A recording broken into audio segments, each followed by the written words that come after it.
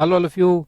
Now let's start with a very interesting as well as very important chapter, transfer pricing. Maximum marks जो है वो इसमें से आएंगे, तो इसलिए ये चैप्टर बहुत ज्यादा इंपॉर्टेंट है, even for the elective paper of 100 marks as well as for elective paper में तो कहा गया है कि अराउंड 30 मार्क्स के क्वेश्चन इस चैप्टर में से आएंगे, तो इसलिए बहुत इंपॉर्टेंट है. और जो 30 मार्क्स का है डीटी के लिए, उसमें से भी कम से कम 10 से 12 मार्क के क्वेश्चन इसी में से आएंगे. ठीक है, तो चलो शुरू करते हैं. अभी ट्रांसफर प्राइसिंग है क्या? बहुत सिंपल है. जैसे मैंने आपको स्टार्टिंग में समझाया कि कोई भी पर्सन क्या करेगा, दो चीजों से टैक्स प्लानिंग करता है या tax avoidance you can say. एक तो रेसिडेंशियल स्टेटस को शिफ्ट करता है और दूसरा है कि इनकम को शिफ्ट करता है. तो इनकम को कैसे शिफ्ट करते हैं ये भी थोड़ी देर में मैं आपको समझाऊंगा. लेकिन अगर आप करोगे तो कहां से कहां करोगे? From a country which is having a higher rate of tax. वहां आपकी इनकम अराइज हो रही है, तो आप ये करोगे कि वो इनकम को वहां से शिफ्ट करोगे. कहां? ऐसी कंट्री में जहां पे टैक्स रेट कम है या जीरो है ना. तो इस तरह से आप टैक्स प्लानिंग करोगे. अब इससे बहुत सारे प्रॉब्लम्स अराइज होते हैं. तो क्या प्रॉब्लम अराइज होते हैं और उनके क्या सोल्यूशन है, ये अपन स्टडी करते हैं इस चैप्टर के अंदर. और ये खास करके कौन लोग करते हैं? जो एमएनसीज होते हैं, जिनके मल्टीपल ऑपरेशन है वर्ल्ड वाइड, उनके अलग अलग जगह पे यूनिट्स है, एंटरप्राइजेस है, परमानेंट एस्टैब्लिशमेंट्स है. तो ये क्या कर सकते हैं कि इजीली अपनी इनकम को एक से दूसरी जगह में शिफ्ट कर सकते हैं bye entering into certain transactions which are recorded not at the normal price but at a higher or lower price. Pricing को चेंज करके ये इनकम को इधर से उधर शिफ्ट कर सकते हैं. कैसे करते हैं ये अपन सेक्शन में जब जाएंगे तब डिटेल में स्टडी करेंगे. तो देखो, इंट्रोडक्शन में लिखा है that in the present age of commercial globalization it is universal phenomena that multinational companies have branches, subsidiaries, divisions operating in more than one country. In such a situation, it is common event for MNCs to transfer goods produced by one branch from one jurisdiction, tax jurisdiction in one country, to an associate branch operating in another tax jurisdiction. While doing so, the MNC concern has in mind the goal of minimizing tax burden and maximizing profits. But the two tax jurisdictions or countries have also the consideration of maximizing their revenue while making laws that govern such transaction. Country चाहती है कि आपसे ज्यादा से ज्यादा tax वसूल किया जाए और आप चाहते हैं कि कम से कम टैक्स पे करें, है ना.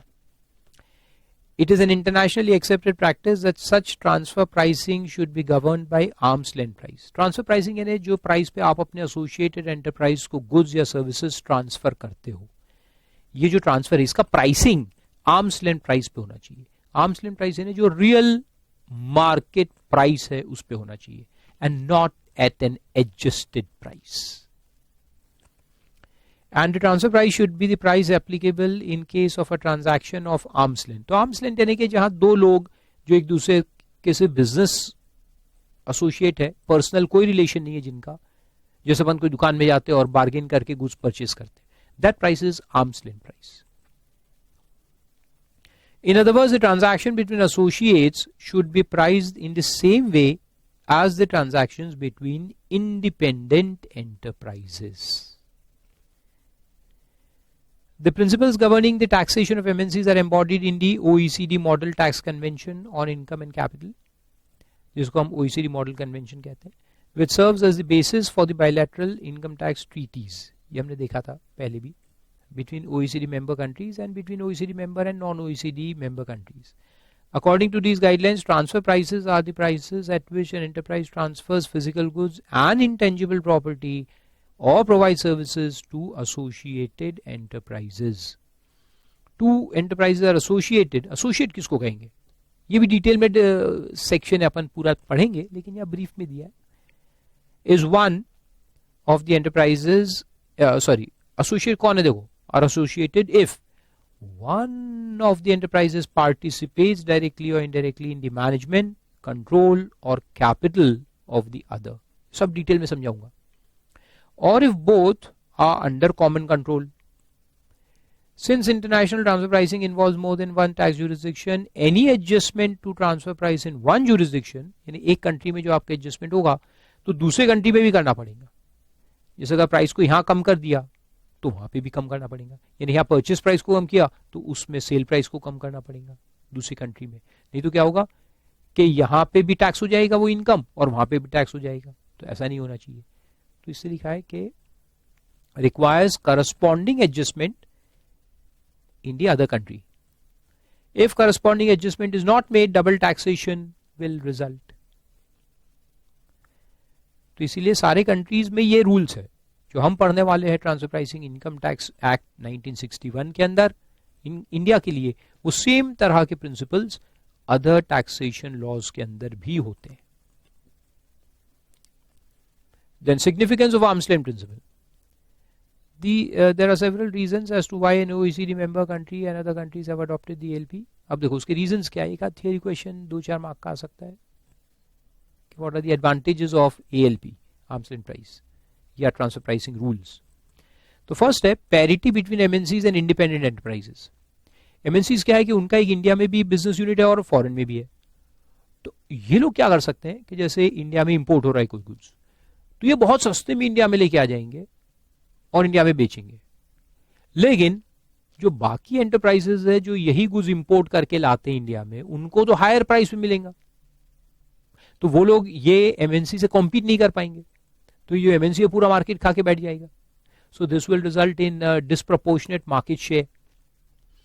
तो आर्म्स लेंथ प्राइस पे लाने से क्या होता है कि कॉस्टिंग सबका एक जैसा आएगा जो arm's length price. So they will have a level playing field. तो पहला वो पॉइंट है, पैरिटी क्रिएट होगी between MNCs as well as independent enterprises. They will have a market to play. तो देखो उसमें लिखा है, since the ALP puts associated and non and independent enterprise on a more equal footing for tax purposes, it avoids the creation of tax advantages and disadvantages that would otherwise distort the relative competitive positions of these entities. The ALP thus promotes the growth of international trade and investment by removing these tax considerations from economic decisions. एक आदमी tax बचा लेगा तो वो तो फिर सस्ते में बेच सकता है ना. He can use that advantage to create monopoly. तो वो नहीं होगा. दूसरा, तो एएलपी क्या करता है कि एएलपी फिर से वापस से सेम फुटिंग पे लेके आ जाता है. आपको प्राइस कम या ज्यादा नहीं करने देगा. जो मार्केट रूलिंग प्राइस है वही पे उस पे आप रिकॉर्ड करो. Then determines real taxable profits, यानी एक जगह कम कर दिया एक जगह बढ़ा दिया, ऐसा नहीं होगा. जो आपका रियल प्रॉफिट होना चाहिए वो असेस होगा. So arm's length price doctrine permits the taxing authorities to rectify the accounts of the enterprise so as to reflect correctly the income that the establishment would have earned as an independent enterprise. Then reduction of artificial price distortion. Prices में जो distortion होगा वो भी हट जाएगा इससे. If the ALP is not followed, an MNC will sell goods or provide services to a controlled entity in a high tax regime at a high price and to an entity in low tax regime at a low price. यानी MNC जो foreign में है, अगर India में tax ज्यादा है तो ये क्या करेंगे कि प्राइसेस को हाई करके प्रोवाइड करेंगे. प्राइसेस हाई कर देंगे तो इंडियन एंटरप्राइज का कॉस्ट बढ़ जाएगा. कॉस्ट बढ़ जाएगा तो प्रॉफिट कम हो जाएगा, यानी वो कम टैक्स पे करेंगे इंडिया में. और वही अगर इंडिया में टैक्सेस बहुत कम है तो वो बहुत सस्ते में प्रोवाइड कर देंगे ताकि इंडिया में हायर प्राइस पे बेच के पूरा प्रॉफिट बुक कर लेंगे और कम टैक्स पे करेंगे. ऐसा तो ये फिर गड़बड़ हो जाती है ना. Prices are fluctuating, not real price. This would result in extreme price distortion of goods and service in the international market. Then minimisation of double taxation. The potential of double taxation is minimized since in international transfer pricing, adjustment to transfer price in one jurisdiction requires a corresponding adjustment in the other jurisdiction. जैसे आपके दो branches में transaction हुआ तो इसका अगर price हमने कम कर दिया तो वहां से भी कम करना पड़ेगा, इसको बढ़ा दिया तो वहां भी बढ़ाना पड़ेगा correspondingly. Then accurate measurement of economic contribution. The focus of ALP is to ensure that proper amount of income is attributed to where it is earned. जहां अर्न हुआ वहां पे एट्रीब्यूट करो, आप इधर का उधर उधर का इधर शिफ्ट मत करो. This results in each unit of the MNC earning a return commensurate with its economic contribution and risk assumed. तो इस तरह से कुछ एडवांटेजेस है। और अब अपन शुरू करेंगे the real sections of transfer pricing, section 92 से चालू करेंगे। इसमें मेरा लास्ट ईयर का रिकॉर्डेड लेक्चर है, तो वो मैं आपको इसके बाद चालू होऊंगा।